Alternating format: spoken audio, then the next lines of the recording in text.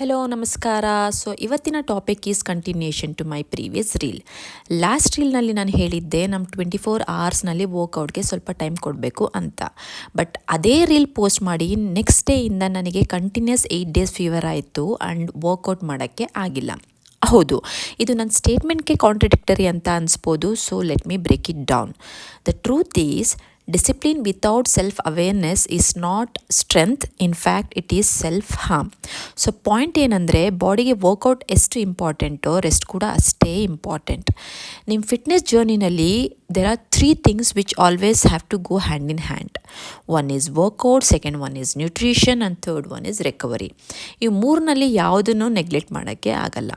Problem ಏನಂದರೆ, social media is design for external validation.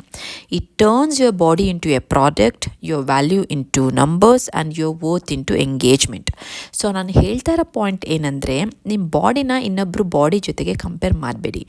Instead of seeking validation from others, ನೋಡಿ ನಿಮ್ಮ ಲೈಫ್ನಲ್ಲಿ ನಿಮ್ಮ body, ನಿಮ್ಮ ಮೈಂಡ್ಗೆ ಏನು ಬೆನಿಫಿಟ್ ಆಗ್ತಾ ಇದೆ ಅಂತ.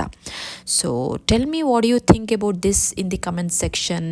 ಆ್ಯಂಡ್ ಮತ್ತೆ ಸಿಗುವ. ಬಾಯ್.